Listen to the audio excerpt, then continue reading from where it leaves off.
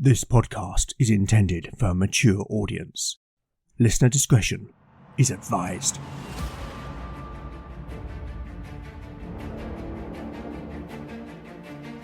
Welcome back to Legend of the Bones.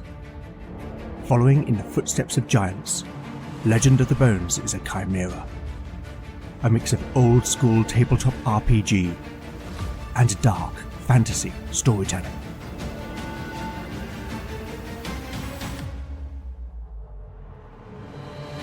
As its name might suggest, in Legend of the Bones the dice rule. There'll be no rerolls, no fudging the dice, no metacurrency. The roll of the bones will determine the character's destiny, and no one will be spared their fate. None shall escape the destiny of bone.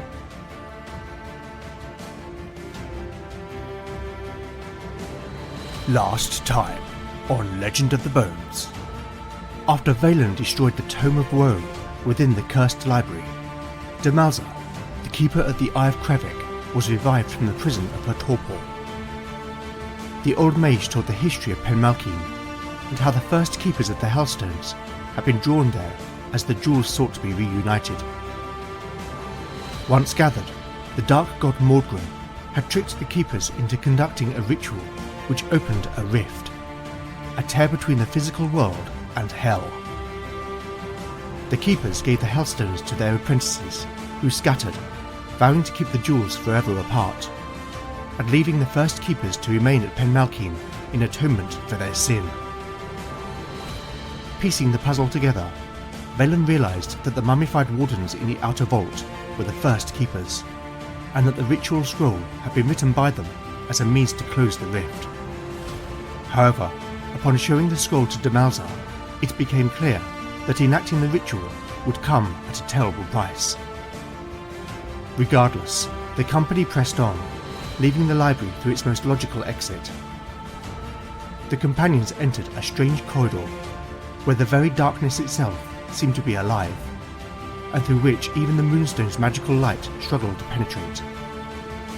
But when Lena moved up beside Beric, the cleric's holy aura, recently bestowed upon her by the gods, caused the darkness to recoil, until it clung only to an archway at the end of the space. Lena prayed for the companions to be blessed, which in the process banished the living darkness. It revealed a chamber beyond, which held the thing that they sought and dreaded in equal measure: the rift.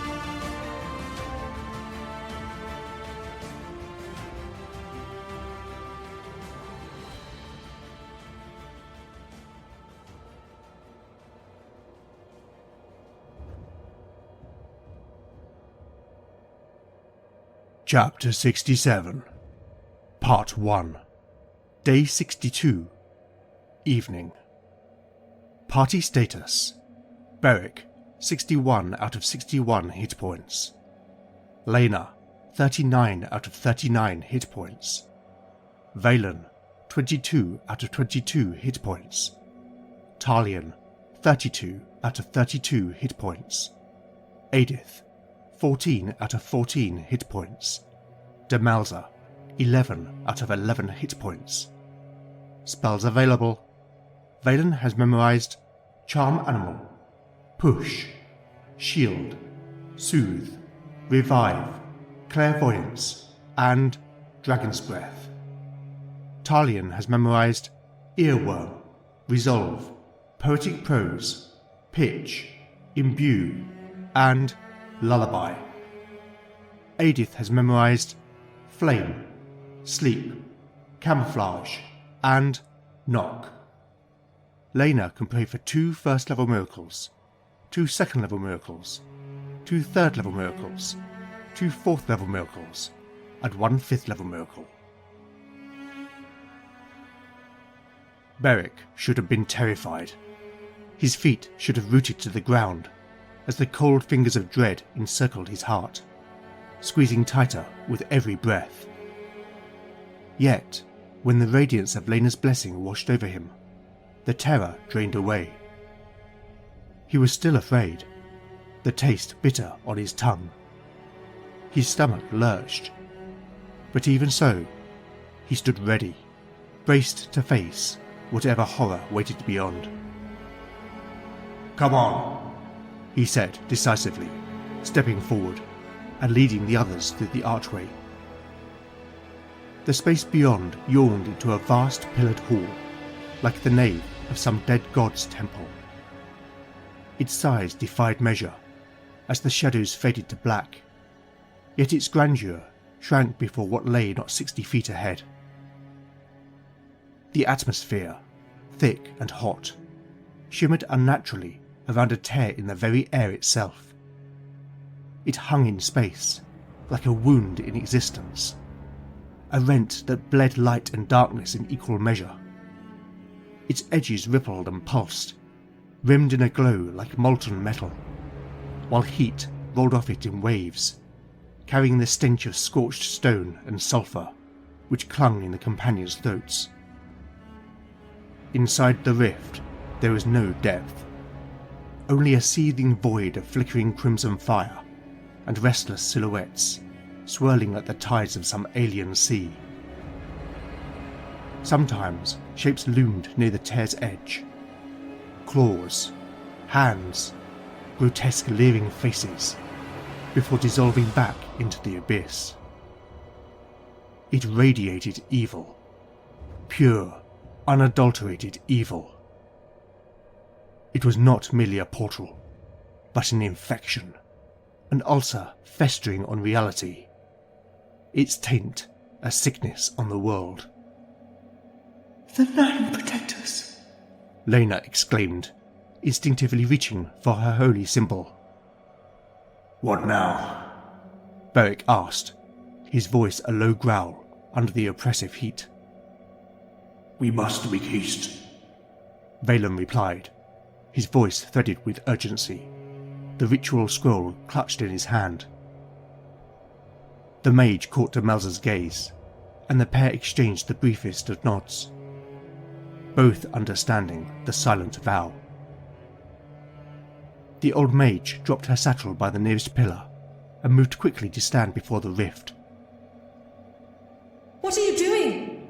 Eadith called out in dismay, stepping forward, but Valen swept an arm across her path, barring her. "Stay back," he commanded sharply. Demelza turned. Her small body stood framed by the rift's baleful glow, its infernal light painting her silver hair in shades of blood and flame. One hand clutched the Eye of Krevik to her breast. In the other, she held a dagger, its blade gleaming like a shard of ice. Her eyes locked with Eadith's. "I thought to cast the eye into the rift." Her voice was low and steady. "But it is not enough." "What is this you speak?" Eadith's composure cracked, her words quivering. Demelza's eyes softened with quiet sorrow. "The rift cannot be allowed to remain. It must be closed." Eadith shook her head in disbelief, dawning horror in her widening eyes. "Valen has the scroll, and I have the Eye of Krevik."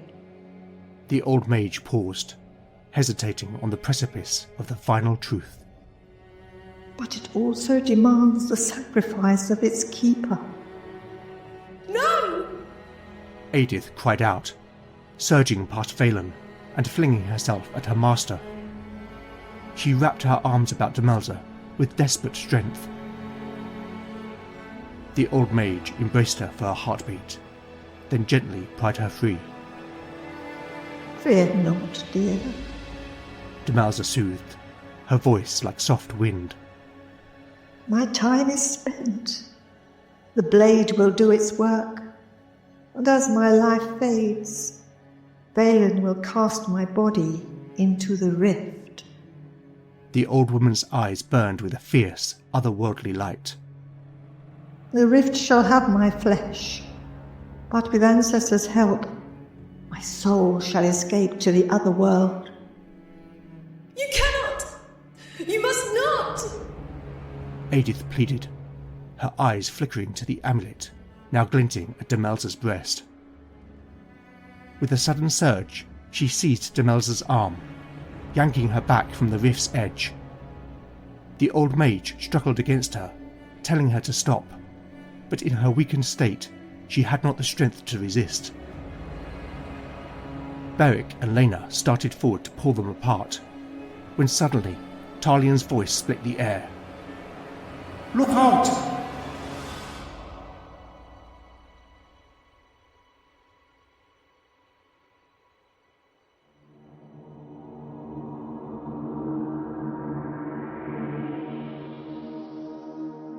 Before I get into anything else, this is a level up episode for Beric, Lena and Valen, as they all reach level 8. Frankly, this has come just in time, so let's get straight into it and level up Beric.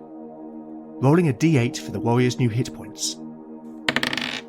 A 6, which, with his constitution bonus, brings Beric's hit point total up to a very impressive 61. I've said it before, and I'll say it again, Beric is a tank. Can he do just as well with ability score increases? Let's find out. Strength 4. Intelligence 3. Wisdom a 6. Beric's wisdom increases to 10. No bonus, and not the most important for a fighter, but I'm not complaining. Dexterity. Now a bump here would see Beric get an important armor class bonus. Alas, with a 4 it's not meant to be. Constitution a 2. And Charisma a 3. Unfortunately for Beric, even with my house-ruled fighter class, there are no additional benefits at level 8. But even so, with a decent increase to hit points, I'm pretty happy with that level up. Okay, let's move on to Lena, rolling a d6 for the cleric's new hit points. A 4.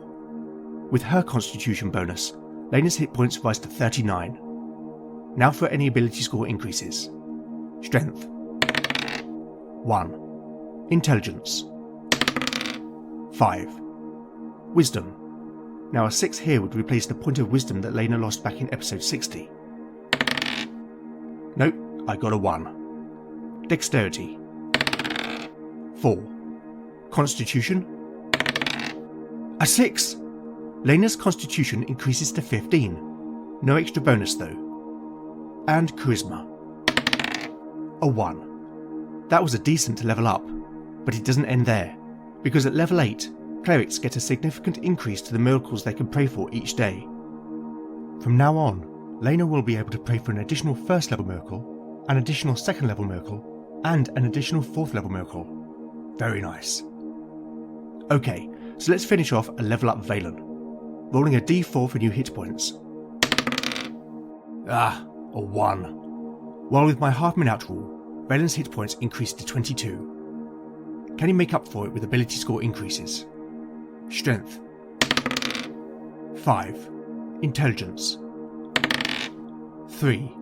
Wisdom 1. Dexterity 2. This isn't looking good. Constitution 5. And Charisma 2. Oh dear. Well, that was extremely disappointing. But it's not all bad news. Level 8 brings magic users some new powers, specifically an additional second level and fourth level spell. However, as Valen cannot unlock these spells until he is rested, for the sake of expediency, I'm not going to roll them now. So back to the matter at hand, because as we know, the dice can giveth and the dice can taketh away. The Rift is a source of undiluted evil, a gateway to hell, and it has the power to drain the life force of any living creature in its presence. Therefore, I will make a save versus death for each of the characters. A failure will result in the loss of 1 level of experience, including 1 die of hit points and any associated powers. Having said that, in creating the ritual to seal the rift, the first keepers enchanted their talks in an attempt to offer some protection against the rift's corruption, and therefore everyone except Demelza will get a +4 bonus to their roll. In addition, Talian's Resolve Charm offers a further +1 bonus. Okay, Beric first. With bonuses applied, the warrior needs just a 3 or more to succeed. A 14. Next up, Lena. The cleric needs a 4 or more. An 11 is a success. Valen needs a 5 or more. Another 11. So far so good. Now for Talion. The bard needs a 7 or more. Oh man, I've rolled a 6. Talion falls back to level 6. He'll lose...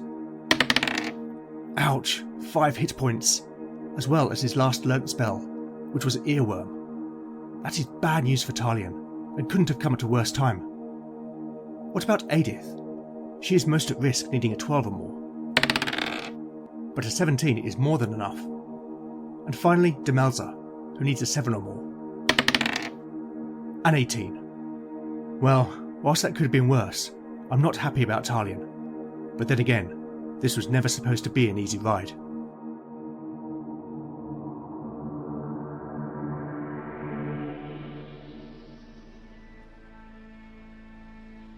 Chapter 67, Part 2, Day 62, Evening. Party status. The party status is unchanged, except that Talion now has 27 out of 27 hit points, and can no longer cast the spell Earworm. Everyone stopped, turning to follow Talion's gaze, as the bard stared wide-eyed at the rift. The edges of the tear pulsed even more brightly, as a wave of blistering heat rolled outward from the portal. From the crimson inferno within, an enormous, serpent-like silhouette began to take shape, its movements sinuous and purposeful. It slithered forward, pressing against the threshold, which warped and bulged outward like the membrane of some living thing straining to hold it back. Talion cried out again, a strangled sound, and this time his legs buckled. He collapsed to his knees, racked by some unseen agony that twisted his features into a grimace. Valen, who was closest, lunged to his countryman's side, steadying him with both hands. The mage could see Talion's green aura gutter and fade like a candle caught in a draught, as though some unseen hand had reached into his soul and plucked away a piece of it. The rift, he muttered under his breath.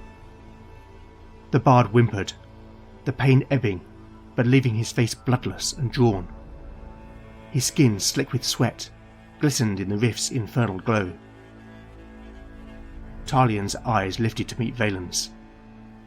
it is hopeless. He spoke in his native tongue, his voice shaking. Valen shook his head sharply, rejecting the words. He gripped Talion's arms with iron fingers. No, we are the sons of Clanris, the land of fire, forged on the back of the great worm, Yggdrasil. The mage's voice was steel. We are of the dragon. There is granite in our blood, and we shall not be cowed. The panic in Talion's eyes flickered, dimmed, and was then extinguished, replaced by grim resolve. Valen rose, pulling the bard up by the hand. Talion clasped the mage's arms, his expression earnest, his breath still ragged. It is a long time since I had a true friend. Valen responded with a simple nod. There was no more time for words. The others, quarrels forgotten, hurriedly gathered by the entrance. Weapons were drawn, and Beric and Lena overlapped their shields at the front, just as the thing finally broke the threshold. An immense worm, born of hellfire, surged forth, muscles rippling beneath its armoured hide. Its scales were like fractured obsidian, each fissure glowing with molten orange veins that pulsed with the beat of its infernal heart. Its claws, long and hooked and dark as forged iron, were made to rend stone as easily as flesh, while its massive tail, barbed and spiked, coiled, poised to strike. its neck arched like a tower of jagged black stone, tapering into a head crowned with serrated, horn-like protrusions. Rows of curved, yellow teeth gleamed as it exhaled a hiss of sulphurous fumes. And its eyes, twin embers burning with ancient malice, fixed upon its prey with a dreadful hunger.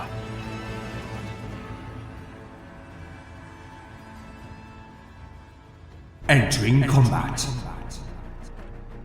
The creature that has emerged from the rift is Níðhöggr, the Hellworm. Níðhöggr is no demon, but darkness given the form of a dragon, born from the dark fires of hell. It was forged in corruption, and now released to devour those who would seek to close the rift. Níðhöggr is a custom 8+20 hit dice monster, with an ascending armor class of 16. It can attack one target with a bite, causing 3d8 damage, or 2 claws dealing 2d6 points of damage each, and a second target with a tail lash dealing 1d8 damage. Not only that, but Níðhöggr has a breath attack, a stream of hellfire which deals 3d6 points of damage to anyone caught in its area of effect. Damage taken can be halved on a successful save versus breath, and the breath attack recharges after 3 rounds. Finally, Níðhöggr is immune to fire-based attacks, and only takes half damage from normal weapons rounded down. Okay, time to roll Níðhöggr's hit points. Rolling 8d8. 40 plus 20 is 60 hit points. This is going to be one hell of a fight, and there is a strong possibility that I will lose a character. Whether I do or not is in the hands of the dice. Okay then, let's get to it. Round 1. It is imperative that the party win the initiative in order to spread out. Otherwise, given their tight formation, they will all be caught in the Hellworm's breath attack. Initiative. Níðhöggr. Oh man, a 6. The party. A 1. Not a great start. Níðhöggr rises up, hellfire forming in its throat. The companions freeze in their tracks, taken completely off guard as the Hellworm unleashes a blast of infernal fire. The companions try to shield themselves as best they can as they are enveloped in flame. Each character will take 3d6 points of damage, which will be halved if they pass a successful save versus breath. Beric is burnt for 13 points of damage. He will need to roll a 10 or more to save. A 10 is enough, meaning the warrior will take 6 points of damage. Lena is burnt for 5 points of damage. The cleric will need to roll a 14 or more to half the damage. Alas, a 13. Valen is burnt for 12 points of damage. The mage needs to roll a 14 or more to save. A 7. Talion is burnt for 13 damage. The bard also needs a 14 to save. But a 9 is not enough. Now both Eadith and Demelza could be killed by this attack, so let's hope the dice gods are on their side. Eadith is burnt for 8 damage. She will need a 16 or more to save. A 16! Eadith's damage is reduced to 4. Finally, Demelza is burnt for 14 points of damage. That means if Demelza does not make her save, then she will be killed. The old mage needs to roll an 11 or more. A 14. Demelza survives, but she will still take 7 points of damage. Now the companions can respond. Lena will pray for the miracle of striking. The cleric will need to roll a 16 or less for her prayer to be answered. A 12. Valen, Lord of Ice, let my hammer quench this infernal fire. Ice immediately begins to encase the head of Lena's warhammer, glowing with a pale blue light. Any hit the cleric deals will do an additional d6 of damage. Valen will attempt to cast Shield upon himself. The mage will need to roll a 17 or less for his casting roll. An 8. Bithed, Hudis, and Dariambi. A translucent barrier materializes around Valen's body. Eadith will attempt to cast Camouflage. the mage will need to roll a 15 or less for her casting roll. A 4.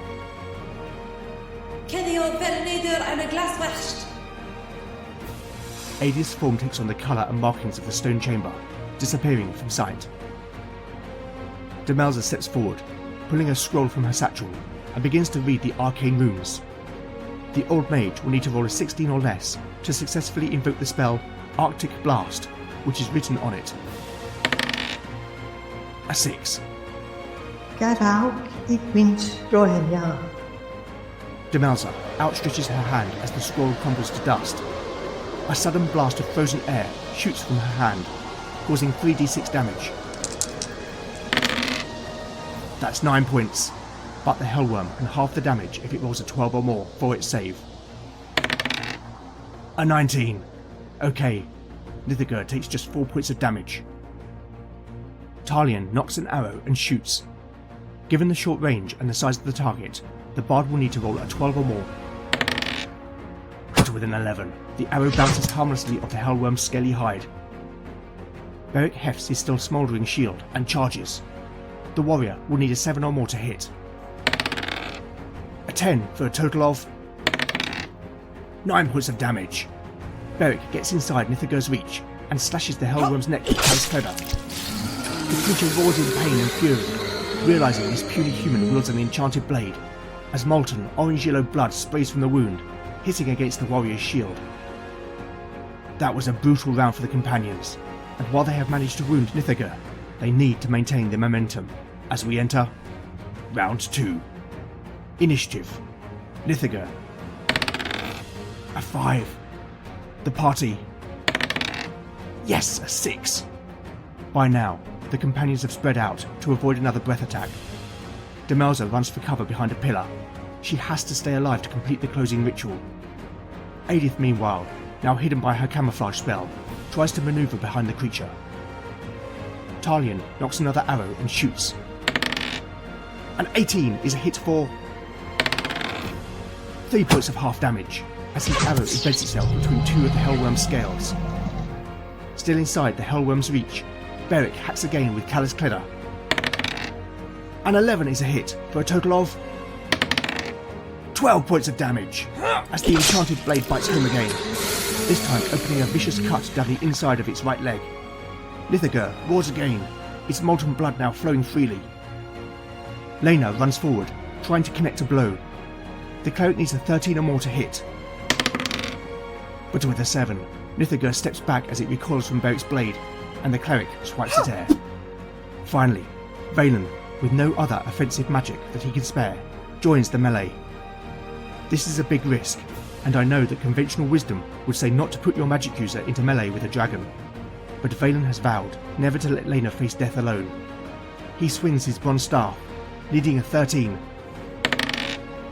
A 14 is a hit for 3 points of half damage, as the snakehead tip cracks one of Níðhöggr's scales.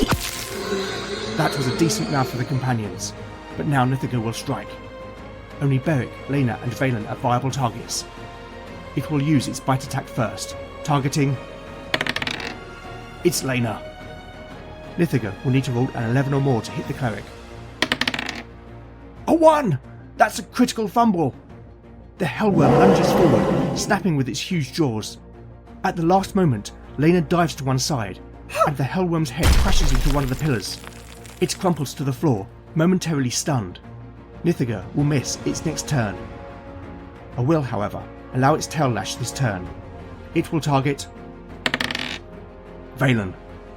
Níðhöggr will need to roll an 8 or more to hit. But with a 4, it's clear the Hellworm was focused on Lena. The party have received some incredible luck, but can they capitalise on it? Let's find out. Round 3. With no initiative this round, the companions get a free attack. Talion knocks another arrow and shoots. An 18 is a hit for 1 point of half damage, as the arrow thuds into the Hellworm's side. Beric attacks with Callous Cledder. An 11 is a hit for a total of 12 points of damage, as Níðhöggr lifts itself up, shaking its head in recovery.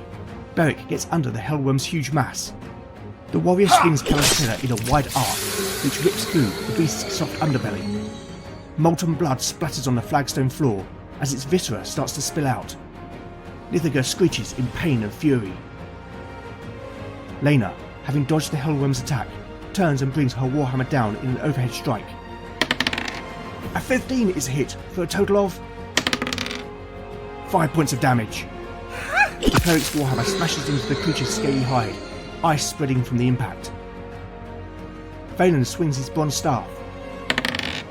A 14 is also a hit for just 1 point of half damage as the bronze snakehead thumps into Níðhöggr's tail. Seeing an opportunity to attack in relative safety, Eadith moves in with her dagger. But with a 9, she cannot get safely past the Hellworm's thrashing tail. In addition, due to her attempted attack, Eadith's camouflage spell is now broken. Finally, Demelza similarly decides to risk an attack. The mage wields an enchanted dagger called Níðhöggr, which deals d4 plus 4 points of cold damage on a successful hit. Demelza will need a 10 or more to land a strike. A 14 for a total of 6 points of damage. The old mage thrusts the frostblade between two of the Hellworm's scales. It screeches in pain and terror as the frozen blade causes its molten blood to begin to solidify in its veins. That was a great round for the party, and unbelievably leaves Níðhöggr with just 2 hit points. If the party wins the next initiative, this battle might be over. Time to find out as we enter round 4. Initiative. Níðhöggr. A 3. The party. A 1. While Níðhöggr can now reuse its breath attack, I think the companions are too spread out to make it worthwhile. Instead, the Hellworm will use its bite attack, targeting... It's Lena again. That is a surprise, given that Beric has proven to be the bigger threat. Níðhöggr, though, can sense its inevitable demise, and decides to try and kill a servant of the Nine before it gets sent back to hell. It will need a 10 or more to hit the cleric. Nat 20! Oh, this is bad. Lena has 33 hit points remaining, so with maximum damage of 24, if I now roll a 10 or more or 3d6, then Lena will be killed. Okay, here is the roll. Oh man, I got an 8.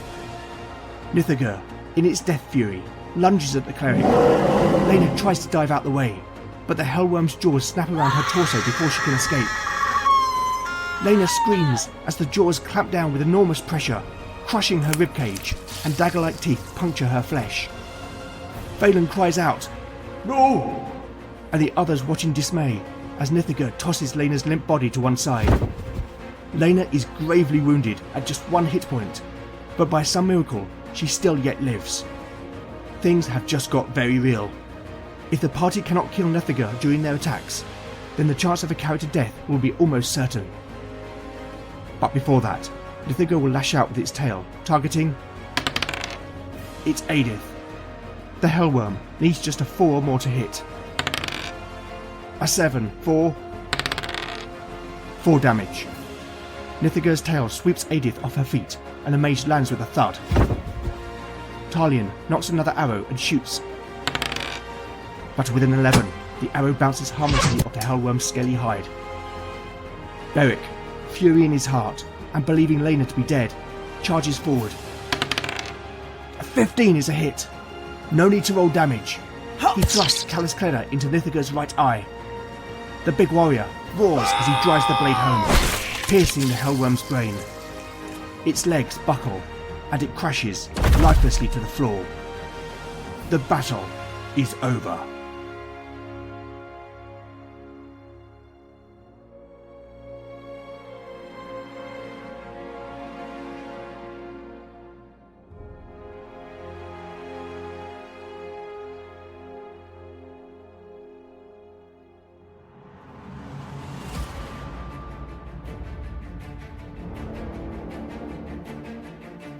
Thank you for listening to Legend of the Bones.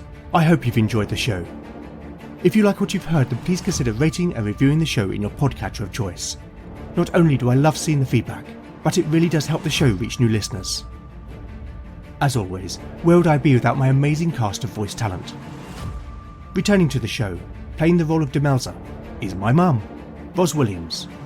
Apart from being fabulous, Ros is a member of her local amateur dramatic society and has also done work as an extra. Also returning to the show, playing the role of Eadith, is Chloe Elliott.